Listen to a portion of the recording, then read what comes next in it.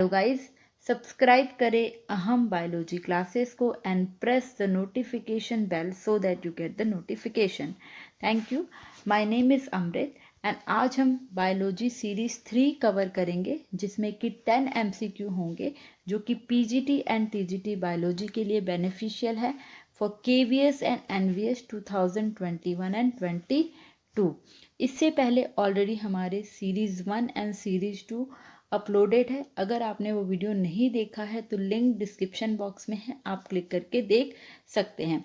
बाकी आपको मुझे कमेंट बॉक्स में बताना है कि आपके 10 में से कितने MCQ करेक्ट हुए हैं। और ये वो सारे MCQ हैं जो कि KVS एंड NVS में पूछे गए हैं। तो बिना किसी देर के स्टार्ट करते हैं आज का सेशन। आज का क्वेश्चन नंबर 1 है, ग्लूकोज इज एब्जर्व्ड। ग्लूकोज जो है नेफ्रॉन में कहाँ पर एब्जर्व्ड होता है ये हमें बताना है। ऑप्शन देख लेते हैं। ऑप्शन ए है passively by DCT, option B है actively by DCT, option C है एक्टिवली बाय PCT या ऑप्शन डी है पैसिवली बाय PCT। बताइए क्या है इसका करेक्ट आंसर। DCT है distal convoluted tubule, okay, and PCT है proximal convoluted tubule। तो बताइए कि नेफ्रॉन में जो ग्लूकोज है कहाँ पर एब्जर्व्ड होता है। क्वेश्चन नंबर 1 का करेक्ट आंसर है C, glucose is absorbed actively by PCT। PCT में ग्लूकोज एक्टिवली एब्जर्व्ड होता है। इसे हम डायग्राम के थ्रू समझ लेंगे। डायग्राम से काफ़ी कुछ चीज़ें आपको क्लियर हो जाएंगी। देखो, ये डायग्राम है नेफ्रॉन का। डायग्राम से आपको बहुत ज़्यादा चीज़ें क्लियर हो जाएंगी। ये जो कप शेप स्ट्रक्चर यहाँ पर नज़र आ रहा है ये है women's capsule. Then this is the PCT और ये जो लूप लाइक स्ट्रक्चर है this is loop of Henle and this is the DCT। अब जो PCT है ना, यहाँ पर ग्लूकोज एक्टिवली एब्जॉर्ब्ड हो जाता है। क्यों होता है? क्योंकि जो PCT है ना ये लाइंड होता है किससे? लाइंड होता है simple cuboidal brush border epithelium से। ठीक है, ये भी बहुत इंपॉर्टेंट है, इसे भी याद रखना। बहुत बार एग्जाम में पूछा जाता है कि PCT किससे लाइंड होता है। ठीक है, तो लाइंड होता है ये simple cuboidal brush border epithelium से। और इसकी वजह से क्या होता है? इसकी वजह से जो ये PCT है, PCT का सरफेस एरिया इंक्रीज हो जाता है। ठीक है, यहाँ पर क्या होता है, nearly all of the essential element, जितने भी इसेंशियल एलिमेंट है उसमें 70 to 80% इलेक्ट्रोलाइट एंड वाटर जो है ये क्या होता है, री एब्जॉर्ब्ड हो जाता है। अब इसी एरिया में ही PCT में ही एक्टिवली जो होता है ग्लूकोज एब्जॉर्ब्ड होता है बाय यूजिंग को ट्रांसपोर्ट विथ सोडियम, यानी कि यहाँ पर सोडियम के साथ को ट्रांसपोर्ट होता है ग्लूकोज। तो ये भी याद रखना है आपको। ठीक है, तो इस डायग्राम से आपको काफ़ी चीज़ें क्लियर हुई होंगी। ठीक है, तो क्वेश्चन नंबर 1 जो है इसका करेक्ट आंसर होगा C, glucose is absorbed actively by PCT। Okay, then question number 2 है, Bidder canal occur in. Bidder canal हमें कहाँ पर मिलती है? ऑप्शन देख लेते हैं। ऑप्शन ए है testis of frog, option B है kidney of frog, option C है किडनी ऑफ रैबिट या option D both B and C. बताइए कहाँ पर हमें बिडर कनाल देखने को मिलती है। देखो, क्वेश्चन नंबर 2 का करेक्ट आंसर है B, kidney of male frog में हमें मिलती है बिडर कनाल। कहाँ मिलेगी? Kidney of male frog. ठीक है, यहाँ पर भी हम डायग्राम देख लेते हैं मेल यूरोजेनिटल पार्ट का, उससे हमें क्लियर हो जाएगा। ठीक है, तो ये देखो ये डायग्राम दिया हुआ है, ये जो this is the fat body, क्या है ये फैट बॉडी है। देन सेमिनिफेरस ट्यूब्यूल है, ये जो है दिस इज द टेस्टिस, यहाँ पर ये देखो ये टेस्टिस है। ये रही किडनी, किडनी के अंदर ही इस तरह से आपको जो स्ट्रक्चर दिख रहे हैं ये है हमारी बिडर कैनाल। ठीक है, अब बिडर कैनाल कहाँ पर मिली हमें, किडनी में मिली। ठीक है, और ये किसका पार्ट है Bidder canal, male urogenital organ का। ठीक है, अब ये कैनाल क्या करती है ये भी जान लो। अब ये बिडर कैनाल कनेक्ट करती है, किसे कनेक्ट करती है, genital and urinary part of kidney को कनेक्ट करती है। तो ये हमें कहाँ मिलती है, ये मेल फ्रॉग की किडनी में मिलती है, तो याद रखना। ओके, तो क्वेश्चन नंबर 2 का करेक्ट आंसर हो गया बी।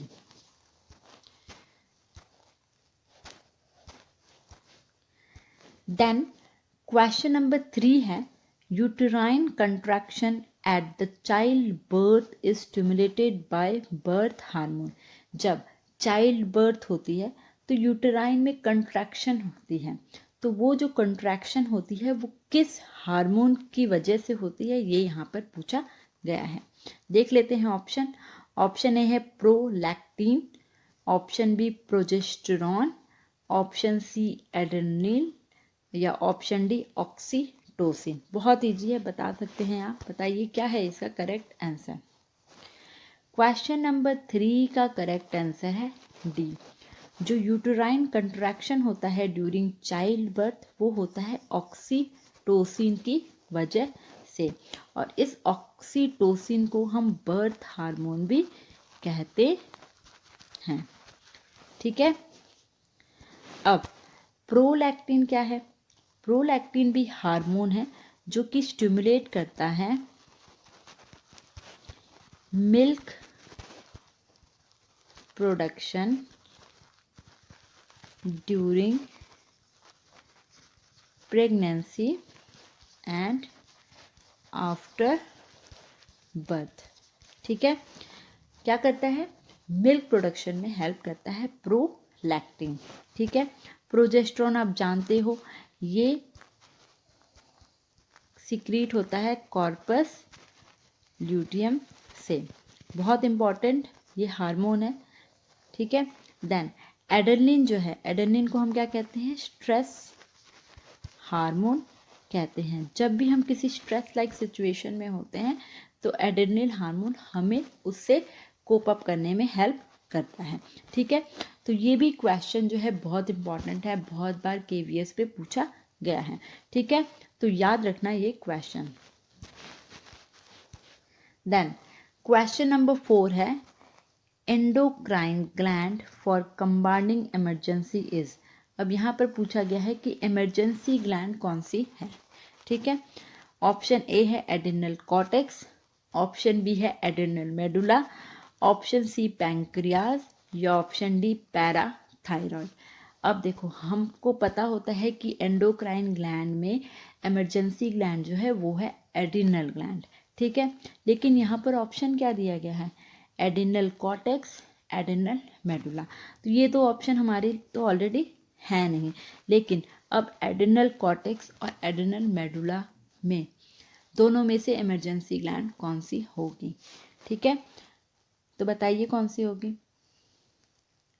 क्वेश्चन नंबर 4 का आपका करेक्ट आंसर होगा बी, एड्रिनल मेडुला को हम कहेंगे इमरजेंसी ग्लैंड।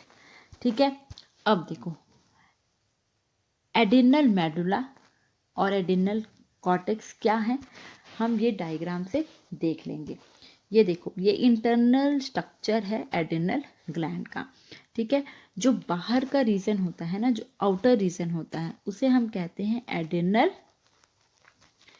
कॉर्टेक्स, और ये जो इनर एरिया है ये हमारा है एड्रिनल मेडुला। ठीक है, अब ये एड्रिनल ग्लैंड कहाँ पर होती है ये भी आप देख लो। ये देखो, ये है क्या, ये बीन लाइक स्ट्रक्चर क्या है, ये टेस्टिस है। टेस्टिस के ऊपर ये जो ट्रायंगुलर शेप की जो ग्लैंड दिख रही है यही है हमारी एड्रिनल ग्लैंड। ठीक है, अब एड्रिनल मेडुला से जो हार्मोन सिक्रीट होता है वो होता है एड्रेनिन। इसे हम कहते हैं स्ट्रेस हार्मोन। जब भी हम किसी स्ट्रेस लाइक सिचुएशन में होते हैं तो ये हमें प्रिपेयर करता है to fight with that stress like situation. कैसे फाइट करता है, ये हमारी हार्ट बीट को इंक्रीज कर देगा।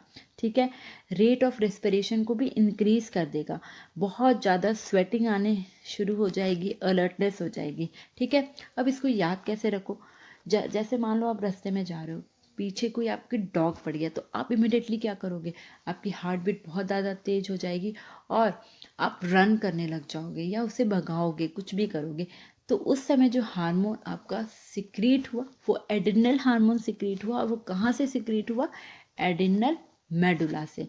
ठीक है, तो इसीलिए एड्रेनलिन हार्मोन जो है इसे हम स्ट्रेस हार्मोन कहते हैं। जब भी हम स्ट्रेस लाइक सिचुएशन में होते हैं तो यही हार्मोन हमें हेल्प करता है to cope up with that stress like situation.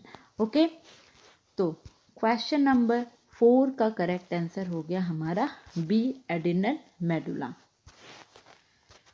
Then question number 5 है, adrenal gland is associated with. Adrenal gland किससे एसोसिएटेड है? ऑप्शन ए फेरिंक्स से, ऑप्शन बी पैंक्रियास से, ऑप्शन सी किडनी से, या ऑप्शन डी ब्रेन से। अभी मैंने आपको डायग्राम दिखाया था, बताइए किससे एसोसिएटेड है adrenal gland? Yes, adrenal gland is associated with kidney. किससे एसोसिएटेड है? किडनी से एसोसिएट है। ये देखो, ये मैंने आपको डायग्राम दिखाया था, ये बताया था मैंने आपको है किडनी, और ये जो ट्रायंगुलर शेप ग्लैंड है that is the adrenal gland. ठीक है, तो क्वेश्चन नंबर 5 का करेक्ट आंसर हो गया सी। क्वेश्चन नंबर 6 है, which part of the brain is responsible for thermo regulation. Brain का कौन सा पार्ट रिस्पॉन्सिबल है फॉर थर्मो रेगुलेशन, ये यहाँ पर पूछा गया है। ऑप्शन ए है cerebrum, option B hypothalamus, option C corpus callosum, या ऑप्शन डी मेडुला ऑब्लंगाटा। बताइए कौन सा पार्ट जो है ब्रेन का वो रिस्पॉन्सिबल है फॉर थर्मो रेगुलेशन। देखो, यहाँ पर जो सेरिब्रम है ये रिस्पॉन्सिबल है फॉर द मेमोरी। ठीक है, हाइपोथैलेमस, हाइपोथैलेमस जो है it is responsible for the thermo regulation. ठीक है, तो क्वेश्चन नंबर 6 का करेक्ट आंसर क्या हो गया? B, hypothalamus. ठीक है, अब ये जो मेडुला ऑब्लंगाटा है ये क्या करता है, ये हमारी हार्ट रेट,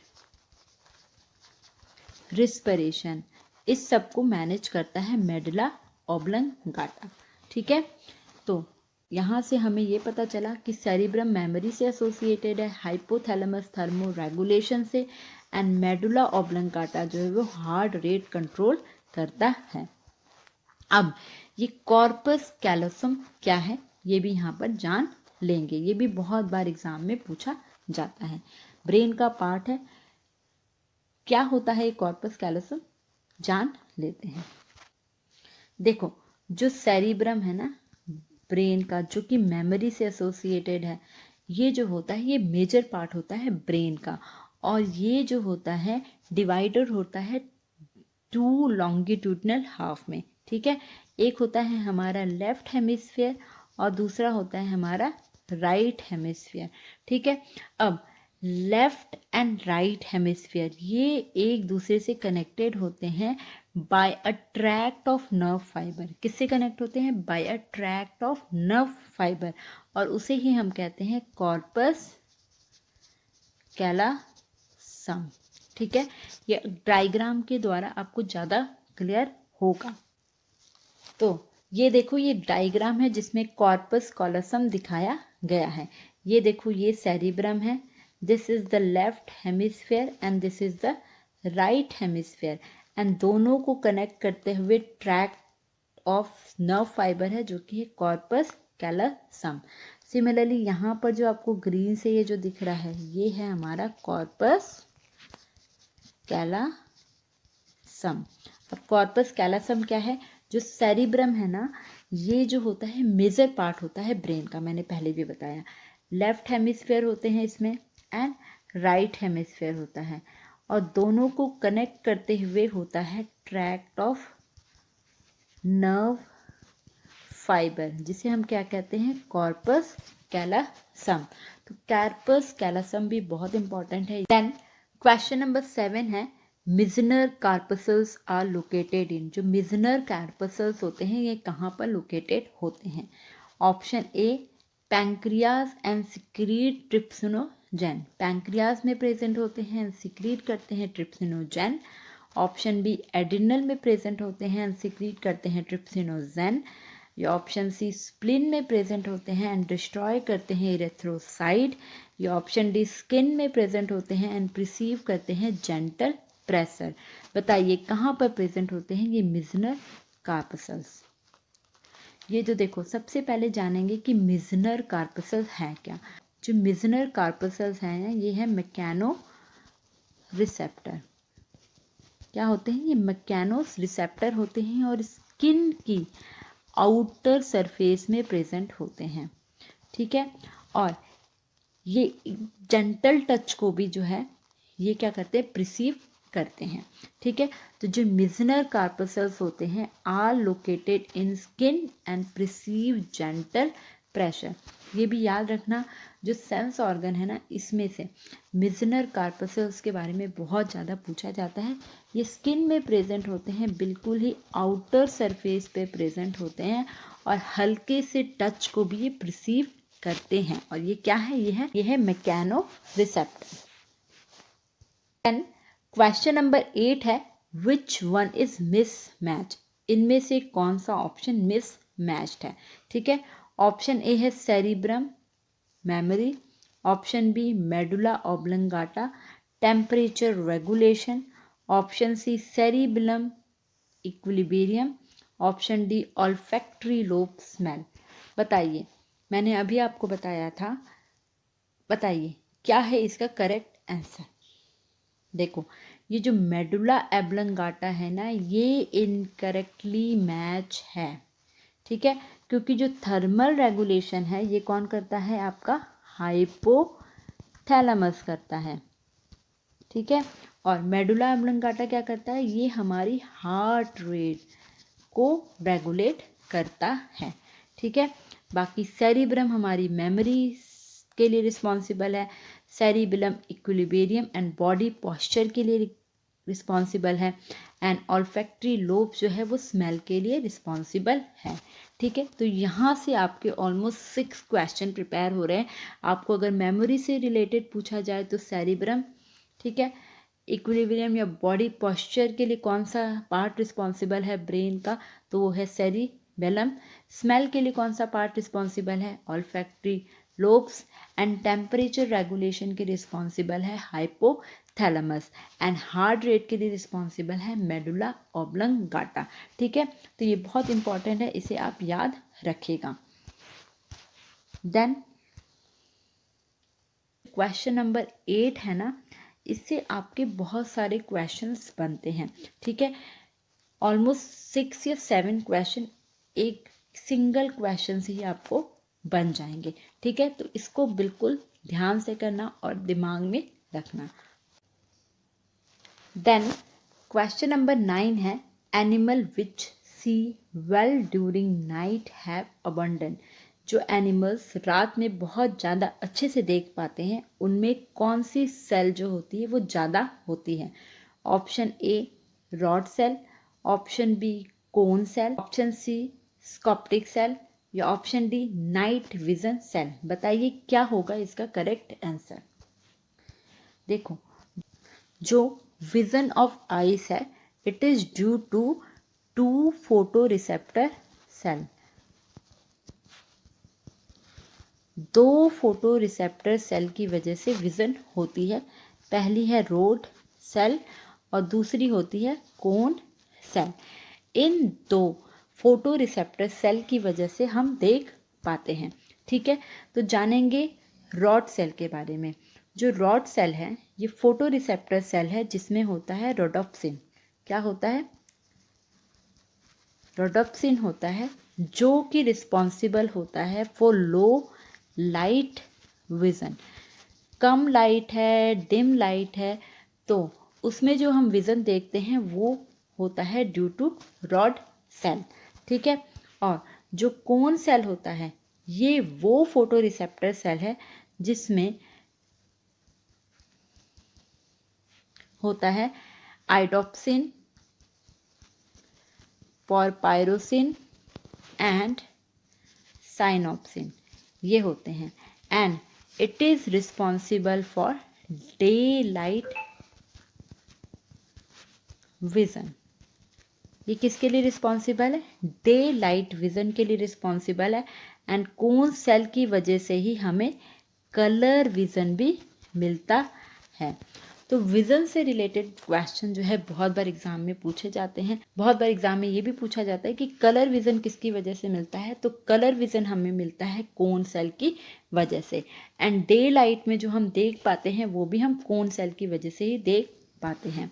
ठीक है, और डिम लाइट में लो लाइट में जो विज़न हमें मिलता है वो मिलता है रोड सेल की वजह से। तो यहाँ पर यही पूछा गया था कि animal which see well during night have abounded. जो एनिमल्स रात में बहुत अच्छे से देख पाते हैं उनमें कौन सी सेल अधिक होगी। तो क्वेश्चन नंबर 9 का करेक्ट आंसर हो जाएगा ए। ठीक है, अब रात में कौन से जानवर अच्छे से देख पाते हैं? कैट बहुत अच्छे से देख पाती है, ऑल बहुत अच्छे से देख पाता है। तो इन सब में क्या होगा, रॉड सेल जो होगी वो बहुत ज़्यादा होगी। तो ये भी इम्पॉर्टेंट है। देन आज का लास्ट क्वेश्चन नंबर 10 है। A man is admitted to a hospital. He is suffering from an abnormally low body temperature, loss of appetite and extreme thirst. His brain scan would probably show a tumor in. ये जो है एक situation based question है। इसमें ये पूछा गया है कि एक आदमी हॉस्पिटल में एडमिटेड है। वो किससे सफ़र कर रहा है? वो उसका जो बॉडी टेम्परेचर है लो है, उसको भूख नहीं लग रही, बहुत ज़्यादा प्यास लग रही है। तो अगर जब हम उसके ब्रेन का स्कैन करेंगे तो कहाँ पर हमें ट्यूमर मिलेगा, ये पूछा गया है। ये मैं आपको पहले भी 2 बार बता चुकी हूँ। तो बताइए इसका करेक्ट आंसर क्या है? ट्यूमर है मेडुला ऑब्लंगाटा में, या ट्यूमर है पॉन्स में, ट्यूमर है सेरिबेलम में, या ट्यूमर है हाइपोथैलेमस में। क्या सिम्टम है? लो बॉडी टेम्परेचर है। बॉडी का टेम्परेचर जो है वो बहुत कम है, यानी कि थर्मल रेगुलेशन में प्रॉब्लम है। तो क्वेश्चन नंबर 10 का करेक्ट आंसर हो जाएगा डी। हाइपोथैलेमस में दिक्कत है जिसकी वजह से बॉडी का टेम्परेचर जो है बहुत ज़्यादा कम है। ठीक है, ये मैं आपको पहले 2 बार बता चुकी हूँ,